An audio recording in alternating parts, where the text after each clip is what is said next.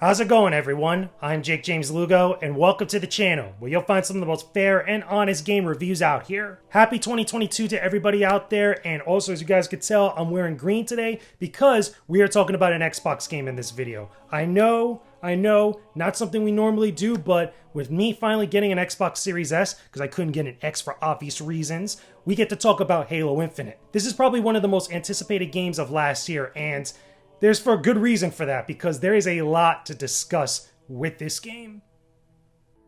I've been a fan of Halo since it first started on the original Xbox. I used to go to LAN parties at a local game shop years ago to play Halo 1 and Halo 2 multiplayer with friends. But I'll admit, the series has gone through a rocky road in recent years after 343 Industries took over development for the games.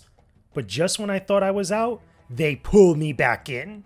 Halo Infinite is the latest entry and the sixth mainline game of the Halo franchise for the Xbox Series consoles.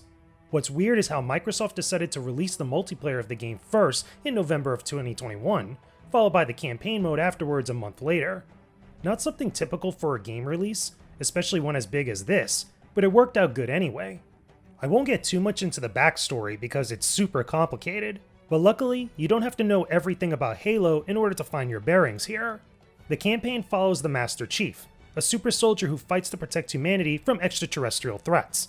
In Halo Infinite, Master Chief needs to fight an alien group known as the Banished. They're pretty much an offshoot of the Covenant from previous Halo games, with their leader named Atriox. The Banished are located on a Forerunner ring world known as Installation 07, also known as Zeta Halo. During a battle against the Banished, a UNSC ship is ambushed and Master Chief is beaten down by Atriox, getting dropped into space afterwards. 6 months later, a UNSC pilot finds and revives Master Chief, informing him of what happened in his absence. After a little bantering here and there, Chief and the pilot travel down to Zeta Halo and work together to try and stop the Banished from using Zeta Halo for their own nefarious purposes. I know I'm skipping over a lot of the plot here for the sake of avoiding spoilers, but there's a lot of things that go down. For me, this is the most emotional Halo game to date, with some callbacks to older games that will humanize Master Chief in a very unique way. Again, something that we don't really see too much from the series. Entering atmosphere. Autopilot disengaging in 5. We have a new mission, soldier. 4. What is it? What's down there? 3. A weapon. 2. A weapon? 1. How many guns do you need? What is wrong with you? Remind me to never pick up a Spartan. This is a terrible idea. They're coming for us. All of them.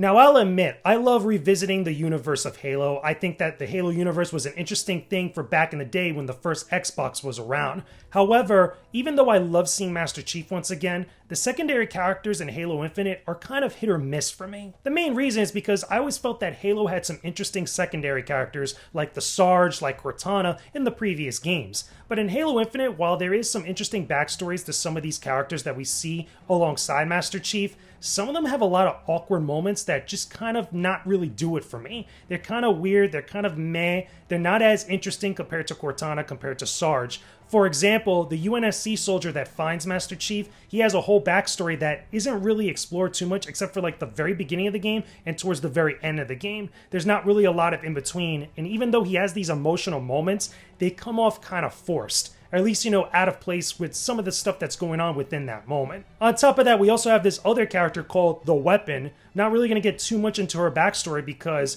if you know stuff about the previous Halo games, you know exactly where this is going to go. But my main thing with her is that she has more of the awkward moments compared to the UNSC soldier, where her personality just doesn't feel like what an AI should be like in comparison to Cortana and some of the other stuff we've seen in previous games. It just felt like it was trying to be too modern with this character, where her mannerisms and her stuff just felt very out of place. It just didn't work for me in some of the scenes that I saw. She's not a bad character by any stretch of the imagination, and she does play her part in the grand story, but I could have done with less of those awkward moments and other stuff that could have really worked with her relationship with Master Chief. Even though there is some good stuff there, but all these other weird moments, the forced humor and some of this other stuff, I just wasn't really feeling all that much. Now, I won't get too much more into the story of Halo Infinite because there's a lot that happens, and if you're invested into the lore of this stuff, I don't want to spoil any of that for you. But one thing I want to get into is the gameplay, which I'm going to split things up into two sections, both the campaign and the multiplayer. And the campaign gameplay, there is a lot to chew on in here. Right from the start, Halo Infinite feels very good to control. The best comparison I can make to it is that it feels like I'm playing a revamped version of Halo 2 or Halo 3. However, there are some changes to how you move, such as the ability to sprint. I feel like this change complements how a Halo game should play, rather than trying to fundamentally change it.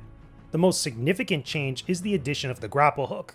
Not only can you use this thing to swing around the environment, but you can also pick up weapons and grab onto enemies and vehicles in order to close in distance. I love this tool because it fits so smoothly into the rest of the game, speeding up Master Chief's movement and giving him more options in combat.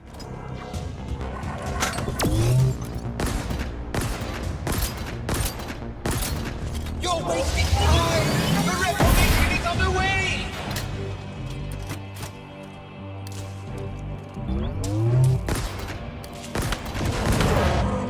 I wish you'd stop that! What's wrong with minor inconvenience, I assure you? Now there's one big thing about this Halo game that makes it radically different than its predecessors. The environment you explore. Yeah, you heard that right, explore. Halo Infinite is an open world type of game, letting you travel in an open area around Zeta Halo. But here's the catch. The planet you're on doesn't feel too massive and overwhelming. You'll be traveling great distances for sure, but unlike other open world style games, I never felt like I was traveling for way too long just to get to the next objective. Speaking of which, you'll have missions to complete that advance the main story, but there's also side missions that you have in order to rescue UNSC soldiers and taking out high priority targets. You can also liberate FOB points that are controlled by the Banish in order to open up map locations you could fast travel between. I really like this a lot. It makes Halo Infinite feel very unique compared to other Halo games, but not too much to the point where things are radically changed. The guns feel like they should, the enemies are true to their character, and the explosions still look great when they happen. It's a new kind of Halo, but still feels like classic Halo, and that's all any fan could have asked for. You've done your part, now for mine. Watch this.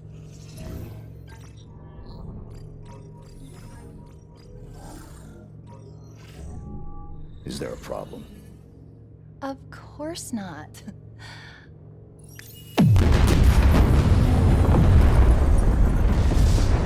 This open world, or sandbox as some people have been calling it, really works for me. I love using the grapple hook. The grapple hook is just so much fun to swing around between trees, between structures. You can use it to grab items and weapons from far distances, or close in on enemies and like get onto vehicles to jack them.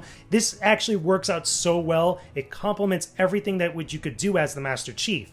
But in the open world, as you're traveling around and stuff, the main thing for me that I loved about this was that it didn't feel boring. It's just something that I find with a lot of open world games where they're so massive that a lot of the time, or at least a lot of the game time you're going to spend playing it, is going to be spent going between point to point where you're not doing anything. You're not running into enemies, or if you're running into enemies, they're so far spread out, it just feels like it takes forever to get from place to place. And in Halo Infinite, I didn't feel that whatsoever. I was running into different squads, like here and there, like pocket groups of enemies that were just waiting it out, like blocking my path, as well as also all the side missions I got to engage with. There's a bunch of them, so it's not like, you know, a bunch of useless things all over the place. There's enough there to do and to keep me busy and keep things interesting before I go to the next main mission, which I appreciated. The other thing I should mention too are these boss fights, quote unquote, because there are these high value targets you gotta find on the open world map, but also there's some boss fights you engage with during some of the story missions. And in a couple of these encounters, there are some gimmicky things you have to deal with, and some of them have like a little bit of jank to them where they'll like jump across the room in like this Superman type of fashion, they'll do ridiculous amounts of damage, or they'll have weapons that are kind of impractical in the moment and just completely decimate you, especially if you're inadequately prepared. Don't worry though, like you could still at least have a solution if you scourge around for some of the weapons that are on the ground or nearby, because there's always a weapons rack, there's always grenades, and there's always something for you to use, especially those canisters that you find all over the place. You can just grab them with your grapple hook and just toss it at the boss for like a free extra grenade. That stuff I appreciated. It kept things moving, it kept things exciting. However, I still noticed that little bit of jank between the boss fights. They might be a little bit hit or miss for some people, but for me, it wasn't a huge detriment to the experience. With all of that finally out of the way, let's talk about Halo multiplayer, because this part of the game came out a whole month prior to the campaign. But was that actually a smart decision to do? Now here's what I know most of you have been waiting for me to talk about: Halo multiplayer. And I'm happy to say, it feels real damn good. Any fan of competitive online multiplayer is going to be satisfied with Halo Infinite. The match types like Team Slayer, Free-for-All, and Capture the Flag are all here, but there's a few variations to try out if you're interested in mixing things up. Though I'll admit, I'm not a huge fan of some of these extra match types. Fiesta is the one that stood out to me the most. It's a mode that plays like Team Slayer, but randomizes everybody's weapons each time you spawn. Stockpile is a unique mode where you and your teammates have to find power seeds and bring them to your base to win. It's like Capture the Flag, only you're searching for 12 power seeds hidden on the map. I felt this mode was kinda lame, it just didn't feel exciting to play through. And the last match type is called Total Control, which is basically domination in Halo. There's nothing wrong with that, but I just didn't have as much fun compared to the other modes. I still think that Team Slayer is the definitive Halo match type. Everyone might feel differently about that, but that's how my experience went when I was playing Halo Infinite online. Gained the lead. Perfect.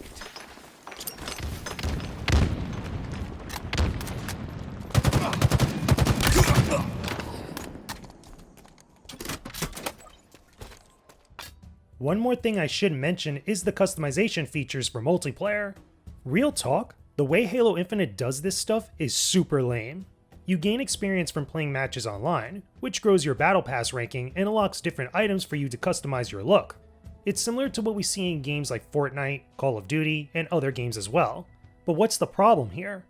The issue is that you hardly gain any experience when you complete matches. This makes it very difficult to level up in multiplayer. You also have little to no items at the start in order to customize your armor whatsoever. You'll probably see a lot of people online playing with the exact same look because of this same problem. The game just doesn't reward you all that much, which kinda sucks. Why the developers would do this is anybody's guess, but more than likely it's probably because they want you to purchase items through the in-game store. But let's be honest, I'm never going to drop serious money on anything in there, so trying to force me to do so by minimizing the experience I gain from matches is only going to make things worse.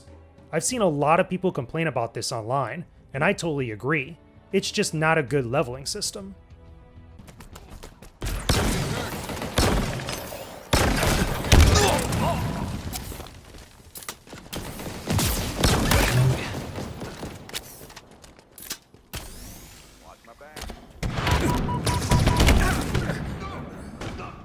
Now I know I'm being a little nitpicky here and criticizing a lot about the multiplayer, but I do have to admit at the same time that the matchmaking for Halo Infinite works like a charm. I can't even think of one time when I was playing this game, one session, where I waited a long time to get put into a matchup or got put into a match that was already in progress, which, again, I appreciate so damn much. This is something I feel like a lot of people take for granted now these days, especially if you're playing on multiple consoles with multiple ecosystems. It just felt great to play on an online infrastructure that just worked and functioned properly the way it was intended. There was no nonsense or other like little hiccups here and there. Every time that I went online to play Halo Infinite, I was always finding a full matchup, always finding the start of a matchup, and didn't wait for a very long time in matchmaking as it was trying to search for other players to play with me. It just felt so freaking good.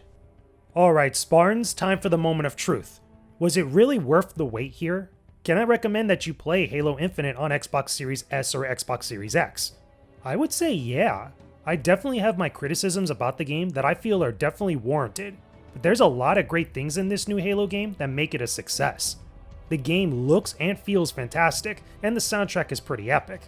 While I do hope they eventually update the multiplayer in order to make earning rewards a little bit easier, the campaign of Halo Infinite is well worth the buy-in alone. And come on, how can I not love using the grapple hook for so many things in it? I'm just saying. Bottom line, it feels great to have the Master Chief back once again.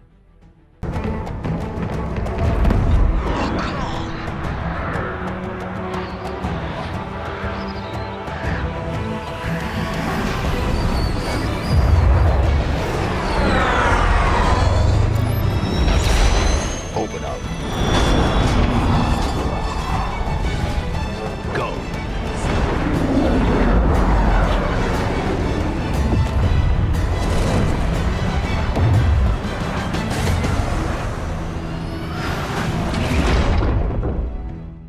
And there you go, everyone. Those are my thoughts about Halo Infinite for Xbox Series S or Xbox Series X. Yeah, man, it feels a little awkward to talk about an Xbox game here on this channel in full. Now that I have the console, I'm able to do so, but we don't get to do that so often. But I'm glad it was finally this. I love the Halo series. I grew up with it. It was fun back in the day, and I'm glad to see that the latest iteration of the franchise is just as fun as some of those older games, and it was just cool. A lot of interesting changes, but keeping the essence of what made Halo so good. But of course, like any other game that I review on this channel, that's just my opinion about Halo Infinite. Let me know your own thoughts about this game down below in the comment section. Tell me, are you a big fan of Halo? What was your first Halo game? What was your favorite Halo game?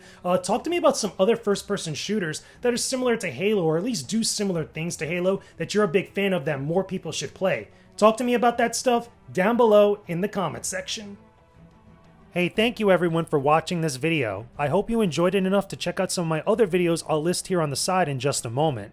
Go ahead and subscribe to the channel to see new content that I post up as it goes out. You can also join my Patreon for early access to new videos and exclusive content you'll only see over there. Don't forget to join my Discord server via the link in the description too. There's a lot of great people who love gaming and make an amazing community in there that I know you'll love being part of. Hope to see you again real soon. Peace out and stay epic, everyone.